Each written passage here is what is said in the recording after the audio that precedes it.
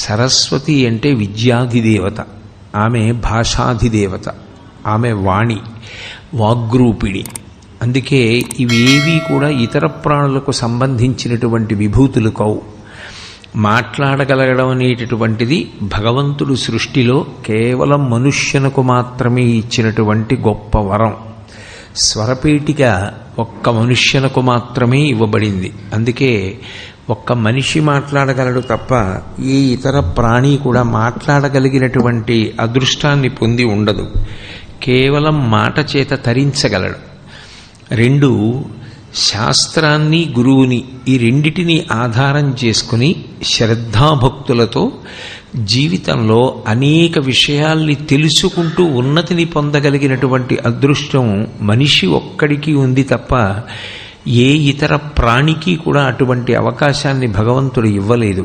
అందుకే వివేక చూడామణి చేస్తూ శంకర భగవత్పాదులు ప్రారంభంలోనే ఒక మాట అంటారు, జంతూణాం నరజన్మ దుర్లభం అంటారు. అనేకమైన శరీరాలు ఉంటాయి, ప్రతి శరీరానికి షడూర్ములుంటాయి. ఆకలి ఉంటుంది, దప్పిక ఉంటుంది, జర వృద్ధాప్యం ఉంటుంది, మరణం ఉంటుంది, శోకం ఉంటుంది, మోహం ఉంటుంది. ఈ 6 అన్ని ప్రాణులకు ఉంటాయి. కానీ అధికంగా మనిషికి భగవంతుడిచ్చినటువంటి గొప్ప వరం ఏమిటి అంటే తాను మంచి విషయములను తెలుసుకోగలడు. అనేకమైనటువంటి శాస్త్రములను అధ్యయనం చేసి తాను తరించగలడు.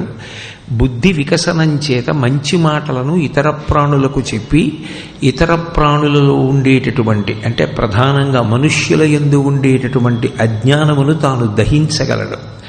ఇది ఒక్క మనిషికి మాత్రమే అన్వయం. అందుకే సరస్వతీ కటాక్షము అన్న మాటకు అర్థం కేవలం చదువు ఒక్కటి ఉండడము అని అన్వయం చెయ్యలేదు.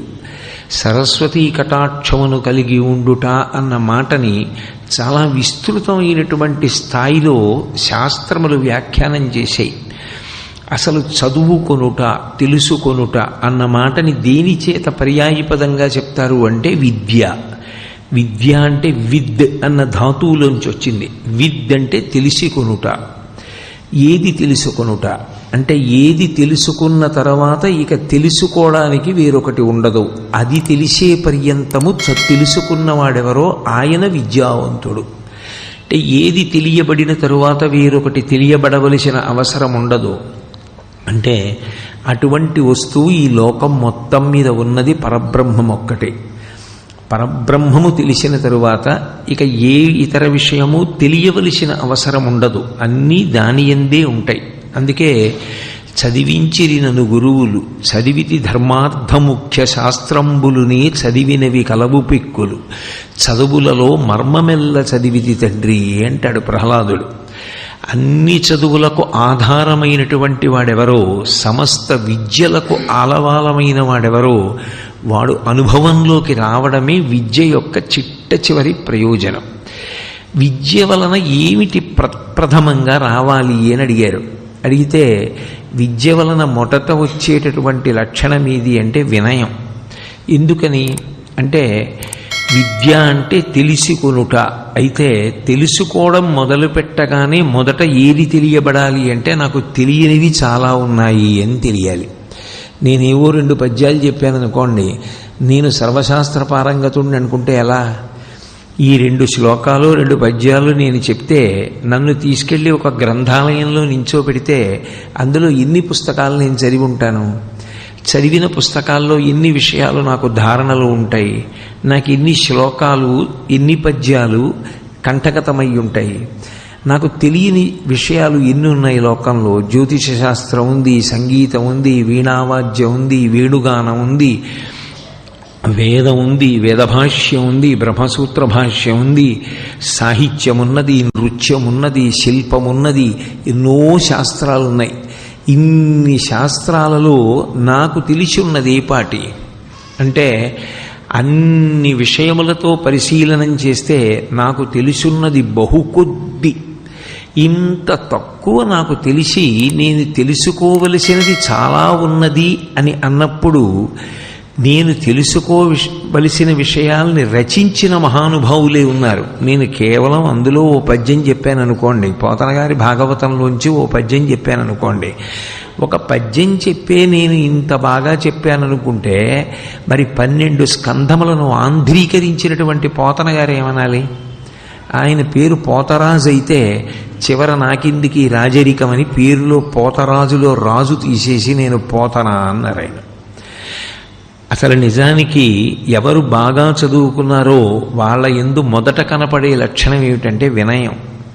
ఎందుకు వినయం వస్తుంది అంటే, నాకు తెలియనివి చాలా ఉన్నాయి, నాకే పాటి తెలుసు అని కాకుండా, నాకు ఏదో ఒక్కటి తెలుసు, నేను ఇది అయి ఉన్నాను అన్నదానితో మమేకమై నిరంతరము అదే స్మరించేటటువంటి వారికి ఏమవుతుందంటే అహంకారము కలుగుతుంది. అహంకారమును తీయగలిగినటువంటి వాడెవరు అంటే గురువు ఒక్కడే. అందుకే గురువుని శిష్యుణ్ణి శాస్త్రంలో కేవలం గురు శిష్యులు అన్న మాటలు పెట్టి పిలవరు. వినీతుడు, వినీయుడు అని 2 పేర్లు. ఆ గురువుగారు తనకు ముందున్నటువంటి గురువుగారిని తలుచుకుని సంతోషాన్ని పొందుతూ ఉంటారు. ఎప్పుడు ఆ గురువుగారి పేరు చెప్పేటప్పటికీ కళ్ళమ్మట నీళ్లు కారతాయి. ఆయన లేని నాడు నేను ఎక్కడుంటాను అంటారు. ఈ గురువు దగ్గర నేర్చుకున్న శిష్యులు మొదట గురువుని చూసి నేర్చుకునేది ఏది అంటే ఆ వినయం నేర్చుకుంటారు. అందుకే సరస్వతీ కటాక్షంగా విద్యాభ్యాసం చేసేటప్పుడు మొట్టమొదట కలిగేది ఏది అంటే వినయము కలుగుతుంది అన్నారు. విద్యా దదాతి వినయం. చదువుకున్న వాళ్ళందరూ గర్వాన్ని పొందాలి అని అనుకున్నారనుకోండి, అంతకన్నా అన్యాయమైన విషయం సమాజంలో ఇంకోటి ఉండదు. చదువుకున్నవాడు చదువుకోని వాడి కన్నా భిన్నంగా ఎందుకుంటాడు అంటే, ఎంత బాగా చదువుకున్నాడో, ఎంత పెద్ద చదువు చదువుకున్నాడో అంత వినయంతో ఉంటాడు. రాముడు సాక్షాత్ శ్రీమన్నారాయణుని యొక్క అవతారం. ఆయనకి తెలియనిటువంటి విషయం ఏం లేదు. సర్వే వేదవిద శూరాః, సర్వే లోకహితేరతాః, సర్వే జ్ఞానోపసంపన్నాః, సర్వే సముదితా గుణైః అంటారు వాల్మీకి మహర్షి రామాయణం బాలకాండలో. వశిష్ఠుడి దగ్గర విద్యాభ్యాసం చేసినటువంటి రాముడు సమస్త శాస్త్రములు చదువుకున్నాడు. విశ్వామిత్రుడి దగ్గర అంత వినయంతో ప్రవర్తించాడు. అంత వినయంతో ప్రవర్తించి మారీచ సుబాహులు ఇద్దరినీ కొట్టినప్పుడు సుబాహుడు మరణించాడు. మారీచుడు దూరంగా తరిమివేయబడ్డాడు మానవాస్త్రం పెట్టి కొట్టినప్పుడు. ఇంత విజయాన్ని సాధించినటువంటి రాముణ్ణి యజ్ఞ సంరక్షణం అయిపోయిన తర్వాత విశ్వామిత్రుడు పిలిచాడు. సహజంగా ఏదైనా ఒక గొప్ప విషయాన్ని సాధిస్తే అందరూ పొగుడుతారు. పొగట్ట గర్వం పెరగడానికి కారణమవుతుంది, పరిశీలించుకోవడం చేత కాకపోతే. ఆ గర్వంతో ఉండాలి కదా, అందులో చిన్నపిల్లవాడు. కానీ రాముడు వెళ్ళి విశ్వామిత్రుడి దగ్గర నిలబడి ఒక మాట అంటాడు. ఇమౌస్మ మునిశార్దూల కింకరౌ సముపస్థితౌ ఆజ్ఞాపయ యథీష్టం వై శాసనం కరవామకిం అంటాడు. ఓ విశ్వామిత్ర మహర్షి, మీరు నేను రాజకుమారుణ్ణని, నేను భవిష్యత్తులో రాజ్యం ఏలుతానని, నేను సుబాహుణ్ణి చంపాను, తాటకని చంపాను, మారీచుణ్ణి మానవాస్త్రం పెట్టి దూరంగా చిమ్మి వేశానని అందరూ గౌరవించినట్టు మీరు నన్ను గౌరవించి మాట్లాడతారేమో, అలా వద్దు, మాట్లాడవద్దు. శాసనం కరవామకిం, లోకంలో ఎవరు చెప్పినా సలహా, గురువుగారు చెప్తే శాసనం. నేను కింకరుణ్ణి, ఒక శిష్యుడిగా మీ దగ్గర నేను కింకరుణ్ణి. ఆజ్ఞాపయ యథేష్టం వై, మీరు నన్ను ఆజ్ఞాపించండి, ఇది చేసి పెట్టండి అని అడగద్దు. మీరు ఏది చెప్తారో అది నాకు ఆజ్ఞ. అది ఒకనాడు కాదు, జీవితాంతం నేను పాటించాలి. అందుకే పెళ్లి చేసేటప్పుడు కూడా స్నాతకంలో గురువు కొన్ని మాటలు చెప్తూ ఓ మాట అంటాడు చిట్ట చివర, ఏష ఆదేశ ఏష ఉపదేశ అంటాడు. ఇది ఆదేశం, ఇది ఉపదేశం, జ్ఞాపకం పెట్టుకో అంటాడు. అది గురువు పట్ల ఉండవలసినటువంటి మర్యాద, భగవంతుడి పట్ల ఉండవలసిన గౌరవం. ఎంత చదువుకుని ఉన్నాడో అంత వినయంతో ప్రవర్తించగలిగిన నాడే నిజానికి ఆ చదువు సార్థక్యమైంది అని గుర్తు. అందుకే విద్య వలన వచ్చేటటువంటి మొట్టమొదటి లక్షణం ఏది అంటే వినయం. విద్యా దదాతి వినయం వినయాద్యాతి పాత్రతాం. ఇది సరస్వతీ కటాక్షము అన్నారు. వినయాద్యాతి పాత్రతాం. వినయము వలన ఏం కలుగుతుంది అంటే పాత్రత కలుగుతుంది. ఒక పాత్ర శుభ్రంగా లేదనుకోండి, ఆ పాత్రలో ఎంత మంచి పదార్థం దగ్గర ఉన్నా పొయ్యరు. నేనేదో పాయసం వండి నైవేద్యం పెట్టి అక్కడ పెట్టుకుని మీరందరికీ ప్రసాదం ఇద్దాం అనుకుంటున్నాను, మీ దగ్గర ఏదైనా పాత్ర ఉంటే పట్టండి అంటే అరిటాకు దొప్ప చేసి పట్టుకొచ్చినా అందులో పాయసం పోస్తారు. కానీ మకిలి పట్టేసి పాత్ర అంతా కూడా ఆకుపచ్చటి వర్ణంలో చాలా మలినంతో ఉన్నటువంటి దాన్ని తీసుకొచ్చి అందులో పాయసం పొయ్యమంటే పొయ్యరు. ఎందుకంటే పాయసం కూడా పాడైపోతుంది అటువంటి పాత్రతో పోస్తే. ఆ పాత్రలో పొయ్యరు. ఏ పాత్రలో పోస్తారు అంటే అది దేనితో చేయబడిందని చూడరు. బంగారంతో చేశారా, వెండితో చేశారా, రాగితో చేశారా, అది అరిటాకు దొప్ప మర్రాకు దొప్ప, ఇవన్నీ అక్కర్లేదు. అది శుభ్రంగా ఉంది. శుభ్రంగా ఉంటే అందులో పాయసం పోస్తారు. వినయాజ్యాతి పాత్రతాం. సరస్వతీదేవి అన్న మాటకు అర్థం ఏమిటంటే ప్రవాహము. అది ప్రవహించాలి. ప్రవహించలేదనుకోండి సరస్వతి వలన ఏ ఉపయోగము ఉండదు. ప్రవహించని విద్య ఏదో ఆ విద్య నిలబడిపోయిన నీటి వంటిది అన్నారు. నీరు ప్రవహించిందనుకోండి అందరికీ ఉపయుక్తం. నీరు ప్రవహించకుండా ఒక చోట నిలబడిపోయిందనుకోండి దుర్వాసన వస్తుంది, అందులోంచి క్రిమికీటకాదులు వస్తాయి. నీరు నిలబడకుండా ప్రవహిస్తే ఉపయోగపడినట్టు విద్య ప్రవహిస్తే ఉపయుక్తమవుతుంది. సరస్వతి అంతర్వాహిని, నీరు పైన ప్రవహిస్తుంది, సరస్వతి లోపల ప్రవహిస్తుంది. అందుకే త్రివేణీ సంగమంలో స్నానానికి వెడితే తెల్లగా ఉన్న నీళ్లు గంగానది, నల్లగా ఉన్న నీళ్లు యమునా నది. మరి సరస్వతీ నది ఏది అన్నారనుకోండి అంతర్వాహిని, లోపల ప్రవహిస్తోందంటారు. సరస్వతీ కటాక్షం పైకి తెలిసేది కాదు. భూపసభాంతరాళమున పుష్కళవాక్చతురత్వము ఆజిబహాపటు శక్తియున్ యశమునందనురక్తియు విద్యయందు వాంఛా పరివృద్ధియున్ ప్రకృతి సిద్ధగుణంబులు సజ్జనాళికిన్నంటాడు భర్తృహరి. అది అవసరం వచ్చినప్పుడు, మాట్లాడవలసి వచ్చినప్పుడు ఒక్కసారి గంగ పొంగినట్టు పొంగుతుంది.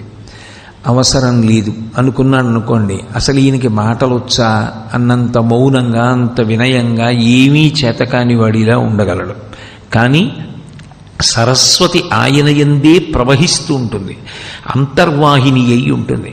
అటువంటి అంతర్వాహిని అయినటువంటి సరస్వతీదేవి యొక్క అనుగ్రహము యశస్సుకి కారణం కావాలి. యశస్సు అంటే కీర్తి.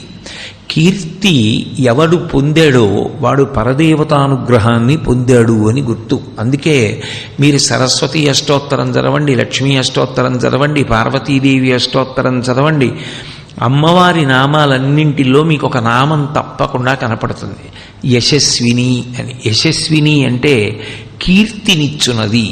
కీర్తి ఒక రాత్రికి రాత్రి వచ్చేది కాదు. జీవితం అసిధారావ్రతంగా కత్తి అంచు మీద నడిచినట్టు ధర్మానుష్ఠానం చేసి ఎప్పుడెప్పుడు ఎవరికి ఏ ఉపకారం చెయ్యాలో తెలుసుకుని ఆ ఉపకారం చెయ్యడం అలవాటైన వాడెవరున్నాడో, ఎవడు వినయంతో ప్రవర్తిస్తూ ఉంటాడో అటువంటి వాణ్ణి కీర్తి ఆశ్రయించి ఉంటుంది. ఆ కీర్తివంతుడు ఎవరైతే ఉంటాడో ఆయనకి ఇబ్బందికరమైనటువంటి విషయమే ఉండదు లోకంలో. ఆయన కీర్తి ఆయనని నిరంతరము కాపాడుతూ ఉంటుంది. ఆ కీర్తి అన్న మాటకి పర్యాయ పదం పరదేవతానుగ్రహము అని. అటువంటి కీర్తి దేని వలన లభిస్తుంది అంటే మంచి పనులు చేయడం వలన లభిస్తుంది.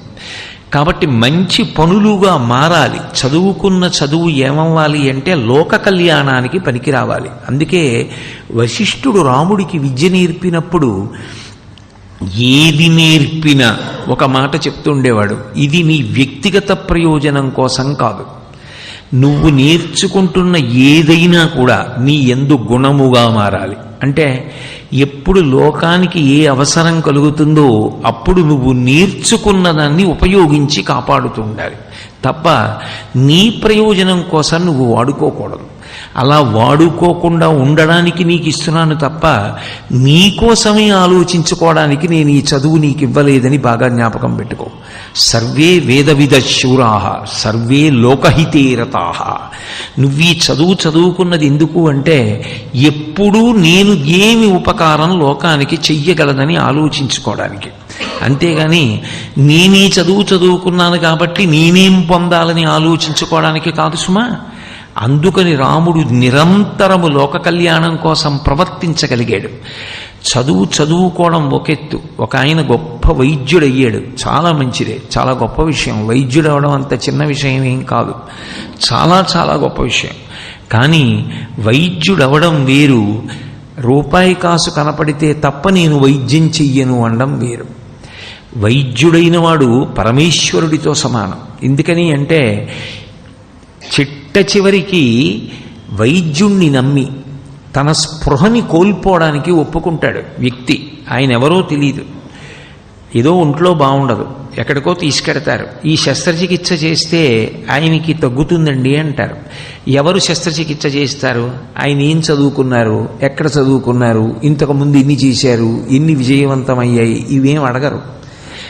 పడుకుంటే మత్తు ఇచ్చేస్తే మత్తులోకి జారిపోయే ముందు ఆకుపచ్చటి బట్టలు వేసుకుని చేతులకి ఆ తొడుగులు తొడుక్కొని శస్త్రచికిత్స చేసేటటువంటి వైద్యుడు కనపడితే తన శరీరాన్ని చిట్ట చివరికి గుండెని కోసేయడానికి కూడా అనుమతించి ఈశ్వరుడు నిలబడున్నాడు, ఆయన నన్ను కాపాడతాడని నమ్మి రెండు చేతులెత్తి నమస్కరించి స్పృహ తప్పిపోతాడు రోగి.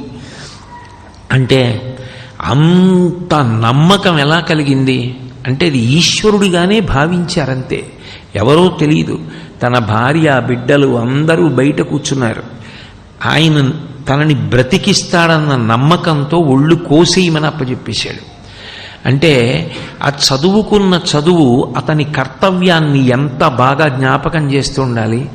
చదువుకోవడం వేరు. సమాజంలో నేను వైద్యుడనయ్యాను అంటే నాకు ఇంత కర్తవ్యత నిష్ట ఉంది, వ్యక్తిగత సుఖాలు నాకు పోయినా నేను ఇలా బ్రతకగలుగుతున్నాను, ఇంతకన్నా నా జీవితానికి అదృష్టం ఏముంది. ఎక్కడెక్కడ ఎవరెవరో నన్ను తలుచుకుని మా ఇంట దీపం పెట్టిన మహానుభావుడని నా గురించి చెప్పుకుంటూ ఉంటారు. కాబట్టి వ్యక్తిగత సుఖం పోయినా, ఒక రాత్రి నిద్రపోయినా, ఒక రోజు భోజనం మానవలసి వచ్చినా నేను చెయ్యడం గొప్ప అని చెయ్యడానికి ఆతృత పొందినవాడెవడో వాడా చదువు చేత సార్థక్యాన్ని పొందాడు. కాకుండా కేవలం చదువు కష్టపడి ప్రభుత్వం చెప్పించేస్తే, కష్టపడి ఆచార్యులు చెప్పేస్తే, ఉపాధ్యాయులు చెప్పేస్తే చదువుకుని వైద్యుడై ఆ వైద్యాన్ని కేవలం స్వప్రయోజనం కోసమే వాడతానంటే అప్పుడు అది ప్రమాదకరం అవుతుంది. అది సరస్వతీ కటాక్షము అనడానికి వీలు కుదరదంది శాస్త్రం. ఎందుకనంటే లోకహితము లేదు, స్వార్థమునకు మాత్రమే ఉపయోగపడింది. తపస్సు చేసి గొప్ప గొప్ప శక్తులు పొంది ఇంద్ర పదవి మొదలైనవి మాత్రమే కోరుకుని లోకహితం అక్కర్లేని వాళ్ళు రాక్షసులు అని పిలిపించుకుంటే, బాగా చదువుకుని లోకహితం అక్కర్లేకుండా నేను బాగుంటే చాలనుకుంటే అది సరస్వతీ కటాక్షం అనిపించుకోదు. అందుకే కేవలము విద్యయందు గొప్ప పరిణితి పొందడం ఒక్కటే సరస్వతీ కటాక్షమని శాస్త్రములు మాట్లాడలేదు. మీరు నన్ను అడిగినప్పుడు నేను ఉన్నది ఉన్నట్లు మాట్లాడాలి తప్ప ఇంకొకలా మాట్లాడడం నాకు చేత కాదు. కాబట్టి సర్వే లోకహితే రతాః, లోకహితం కోసం తాను ఎంత చదువుకున్నాడో ఆ చదువుని పణం పెట్టగలగాలి. ఆయన ఎంతో కష్టపడి శాస్త్రం నేర్చుకున్నాడు. అదేం అకస్మాత్తుగా వచ్చింది కాదు. గురువుల పాదములు పట్టి ఎన్నో పుస్తకాలు చదివి ఎన్నో విషయాలు నేర్చుకున్నాడు. కానీ గురువుగారు మీరు చెప్పండి అని వచ్చి పాదములు పట్టుకున్నంత మాత్రం చేత చెప్పకుండా ఉండలేక చెప్పగలగాలి. మేఘం ఎక్కడో సముద్రంలో ఉన్నటువంటి ఉప్పు నీరు తాగుతుంది. నిరాధారమైనటువంటి ఆకాశంలో ప్రయాణించి వచ్చి తీయటి నీటిగా మార్చి వర్షించేస్తుంది. నాకెవ్వరూ లేచి కృతజ్ఞత చెప్పలేదని అడగదు. ఇచ్చేయడమే తన కర్తవ్యం అన్నట్టుగా ఇచ్చేసి వచ్చినప్పుడు బరువుగా ఇచ్చేసిన తర్వాత తేలికైపోయి దూదిపింజలా తెల్లమబ్బు ఆకాశంలో వేగంగా వెళ్ళిపోతుంది. ఎక్కడెక్కడో గడ్డి తిని ఎక్కడెక్కడో నీళ్లు తాగి పాలగా మార్చిన ఆవు పొదుగులో ఉన్న శిరవలను పట్టుకుని చప్పరించి పొదుగులో గుద్దినంత మాత్రం చేత దూడకి పాలు వదిలిపెడుతుంది. ఆ పాలు యజమాని పిండేసుకుంటే అయ్యయ్యో పిండేసుకున్నాడని అదేం బాధపడదు. మిగిలిన పాలే దూడకిచ్చి తృప్తి పొందేస్తుంది తప్ప నేను ఇవ్వను పాలని వెనక్కి తీయదు. ఒకసారి వదలడం వచ్చు తప్ప వెనక్కి తీసుకోవడం ఆవుకి రాదు. కురియడం వచ్చు తప్ప కురియకుండా వెళ్ళిపోవడం నల్లమబ్బుకి రాదు. లోకంలో నీకు ఏ విభూతి ఉన్నదో ఆ విభూతి ద్వారా 10 మందికి ఉపయోగపడగలిగితే అది విద్యా దదాతి వినయం వినయాజ్యాతి పాత్రతాం పాత్రత్వాద్ధనమాప్నోతి. ఆ పాత్రతని సంతరించుకోవాలి కానీ ధనమునకు లోటు లేదు అన్నారు. ధనము అన్న మాటకి శాస్త్రంలో అర్థం కేవలం డబ్బు కాదు. డబ్బు అనేటటువంటిది మనం సృష్టించినది. లోకంలో ఒక కాగితం, ఆ కాగితానికి 100 రూపాయల విలువ ఉన్నది, ఈ కాగితానికి 50 రూపాయల విలువ ఉన్నది అన్నది మనిషి సృష్టి. కానీ భగవంతుడు కరెన్సీ నోటిని సృష్టించలేదు, ఆయన ఇవన్నీ పుట్టించలేదు. అలా అయితే దాని వలనే సుఖము అనుకుంటే మనిషి కాని మిగిలిన ప్రాణులు కరెన్సీ నోట్ల వల్లే బతుకుతున్నాయా? లేదుగా. ధనమీది అంటే ధనమగ్నిర్ధనం వాయుర్ధనం సూర్యో ధనం వసు ధనమింద్రో బృహస్పతిర్వరుణం ధనమశ్నుతే అంది శ్రీ సూక్తం. సూర్యుడు ఎలా ప్రకాశించాలో అలాగే ప్రకాశించడం ధనం. ఆయన విపరీతమైన వేడితో ఉన్నాడనుకోండి, ఒక్క 10 రోజులు ఎంత ప్రాణ నష్టం జరిగిపోతుంది, ఎంత ఉపద్రవం వస్తుంది. అగ్నిగా ఉందనుకోండి, ఎంత వేడి ఒంట్లో ఉండాలో అంత వేడే ఉంటే సుఖం, ధనం.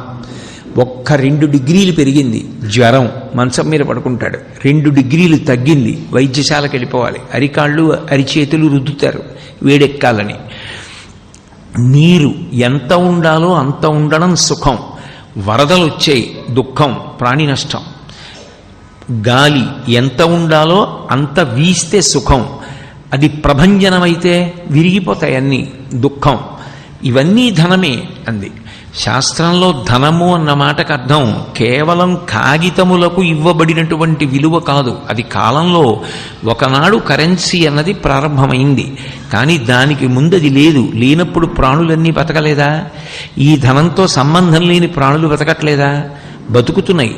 కాబట్టి పాత్రత్వా ధనమాప్నోతి అన్న మాటకు అర్థం ఏంటంటే నీకు ఏ సుఖం కావాలని అనుకుంటున్నావో అది సరస్వతీ కటాక్షము చేత నీవు పొందగలవు. కాబట్టి దాని చేత పొందలేనిదన్న మాట లేదు, అన్నిటినీ పొందగలుగుతాడు. పాత్రత్వా ధనమాప్నోతి, అది చిట్ట చివరికి ధనం అన్న మాట ఎక్కడి వరకు వెళ్ళిపోతుంది అంటే కామకోటి అంటారు. కంచిలో కామకోటి పీఠం ఉందంటూ ఉంటారు. కామకోటి అన్న మాటకు అర్థం ఏంటంటే కామము అంటే కోరిక. కామము అంటే అన్ని వేళలా స్త్రీ పురుష సంబంధమైన విషయాన్ని ప్రతిపాదన చేస్తున్నారని కాదు. కామము అంటే ఏ కోరికైనా అయి ఉండొచ్చు. కోరికలు మళ్ళీ 2 రకాలు ఉంటాయి. కోరికలు అవసరములు కోరికలు అయి ఉంటాయి, కోరికలుగా కొన్ని ఉంటాయి. నాకు ఒక మంచి భార్య ఉండాలి అని నేను బ్రహ్మచారిగా ఉన్నప్పుడు కోరుకుంటే అది అవసరం. నాకో కొడుకు పుట్టాలి అవసరం, నాకో కూతురు పుట్టాలి అవసరం, నేను ఒకళ్ళ దగ్గర చెయ్యి చాపకుండా బ్రతకాలి నాకు అవసరం, నేను అనాయాసంగా వెళ్ళిపోవాలి అవసరం, నేను బ్రతికున్న నాళ్ళు 10 మందికి ఉపయోగపడాలి అవసరం, నేను అమెరికా అధ్యక్షుడిని అవ్వాలి కోరిక. నీకు అది అవసరం కాదు, కోరిక. ఉత్తమమైన కోరికలు కూడా ఉండాలి, తప్పేం లేదు.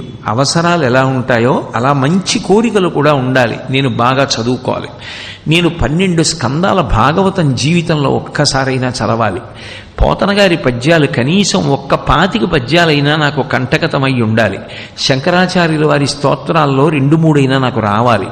అసలు శంకరులు ప్రతిపాదించినటువంటి అద్వైత వేదాంతానికి సంబంధించిన వ్యాఖ్యాన గ్రంథాలు 1-2 అయినా నేను చదవాలి, మహాత్ముల జీవిత చరిత్రలు పరిశీలించాలి, ఒక 10 దేవాలయాలు చూడాలి, ఈ భూమి మీద ఉన్న అద్భుతమైన ప్రదేశాలు కొన్ని చూడాలి.